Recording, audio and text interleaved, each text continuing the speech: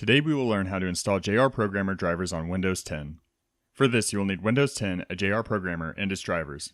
Links are in the video's description. First, connect the JR Programmer to your PC. Right-click on the Windows flag and click Device Manager. You will see JR Programmer with a yellow triangle, but if you try to update your drivers, you will be given a warning and denied. To get around this, open Recovery Options and click on Restart Now under Advanced Startup. When this screen appears, select Troubleshoot, then select Advanced Option. Here, select See More Recovery Options, then Startup Settings. Click the Restart button. Once on this screen, press F7 to disable driver signature enforcement, then press Enter to return to Windows. Return to Device Manager and right-click on JR Programmer to select Update Driver. Select Browse My Computer for driver software, then click Browse and find the folder with your drivers. Click Next and this warning should appear. Click Install this driver software anyway, and your driver should properly install. If you see a warning about the driver not being intended for this platform, open PowerShell as an administrator. Run the command bcdedit/set no integrity checks on. Navigate to C drive Windows. Search for PTLIB USB0, then delete the files that are found. After they are deleted, try to install the drivers again. To re-enable driver signature enforcement, rerun the PowerShell command with on switch to off. Thank you for watching, and I hope you enjoyed this episode of the Wilson Minute. If you did, make sure to like, subscribe, comment, and if applicable, watch the next and previous videos in this series. If you would like to help support this channel, I have listed ways to do so in the video's description.